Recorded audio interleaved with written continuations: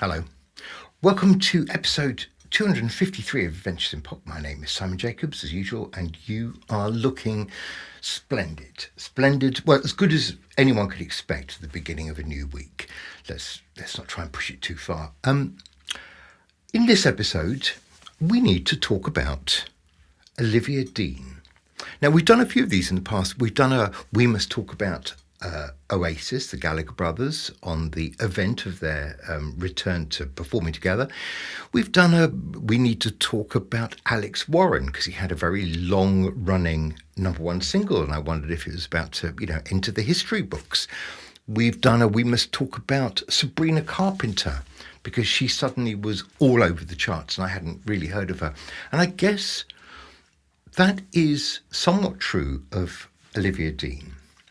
And we do need to talk about Olivia Dean, the difference between her and Alex Warren and Sabrina Carpenter, and dare I say it, even the lovely Gallagher brothers, is that she seems to be, and hold me back if I'm getting too excited, she actually seems to be very talented.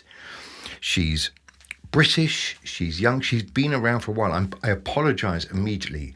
Olivia, if you're watching, I hadn't quite kind of twigged until the last couple of weeks, and I realised by simply playing some of your tracks that actually you're really rather good. And also you could easily challenge me by saying, where the hell have you been?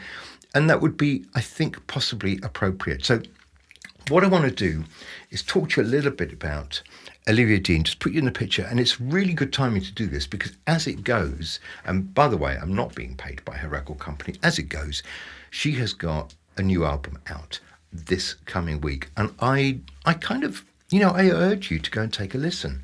I'm here simply to say I think she seems to be rather good. Now listen, if you haven't subscribed, I think you probably should, because everybody else has. So just go ahead. It'd be lovely. Thank you so much. And by the way, there's a couple of singles out that you need to have listened to. If you haven't heard Rothman and Jacobs' Born in the City, I urge you to go and have a listen to that. And also my latest single out a couple of weeks ago is called It's You. Well, just fill your ears with joy. That's all I'm saying. So let's talk about Olivia Dean. I want to give you a bit of background that I've only myself learned really recently. And it maybe just point you to a couple of tracks that I reckon you ought to go and listen to if you haven't heard them already, and you probably have, because I've got a feeling you know more about this stuff than I do sometimes. Okay, so let's give a little bit of background. As I say, she's from London. She is, I think, from Haringey, mixed race. She is, let me see, how old? She's 26, so she's been doing this for a few years. She went to the Brit School in London, and she began writing songs when she was 16. She taught herself how to play the guitar and the piano, and she got herself a manager, and she released her first single actually in 2018. So we're talking about a good 7 years ago, when she was just 19. Reason to Stay, that was called. She became a backing singer with Rudimental, went and toured some festivals with Rudimental. She was featured on the Rudimental single Adrenaline, if you want to go and check out that. She said she wasn't great at doing the backing vocals because she kept slipping into doing the lead vocal, but hey, I'm sure she was good. She released her debut EP in 2019. It was called Okay Love You Bye, and it was streamed lots of times. And then from that, she got a deal with EMI. And her next EP, What Am I Going to Do on Sundays, that was released in 2020. Then in 2021, she was named Breakthrough Artist of the Year by Amazon Music. By 2023, she was selected as BBC Music Introducing Artist of the Year. And in June 2023, she released her first album, which was called Messy. And as I say, second album just on its way. She's performed at Glastonbury. She performed at Glastonbury in 2024. And her second album is going to be called The Art of Loving, out, as I say, 26th of September 2025. if you want to know who she thinks, has influenced her, I think you can hear it, some of it in her voice. There's a touch of Amy Winehouse. There's a bit of Adele. She talks about Lauryn Hill and Carole King. So, a really interesting cross-section of female artists that she's been listening to probably for all of her life, because I think she's got parents who listen to lots of great music.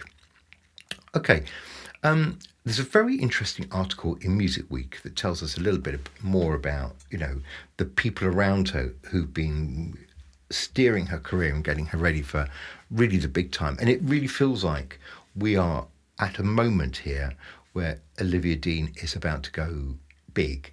So the question is she about to go Adele size big, which is so big that it blocks out the sun and the moon and puts the world in darkness for about the next 3 years? Or, just moderately big, which would be big enough for most people. Be interesting to see, where she's heading, but it's certainly upwards. So Music Week, an interesting article about, as I say, kind of more about how people have steered her into the right decisions and, taken step by step. It says, now she and her Capital team, with support from Polydor Label Group, this is very, very Music Week, all the details about which teams and which companies have been involved. They're steering Dean to previously unexplored highs with biggest ever hits, Man I Need, Rain Me In, Nice to Each Other, and Lady Lady, all jostling for positions in the singles charts. And in fact, in August this year, she registered 3 simultaneous top 10 singles, so 3 different songs in the top 10 at the same time, becoming the first British female to do this since Adele only a few years ago, back in 2021. But that's still pretty damn good. And then she announced an arena tour, including a couple of dates at London's O2 Arena, which is a good 20,000 people. And it sold out incredibly fast. She added 2 more dates and they sold out as well. So she's got 4 dates at the O2. This is somebody who's, just still in the very early stretches of a real career.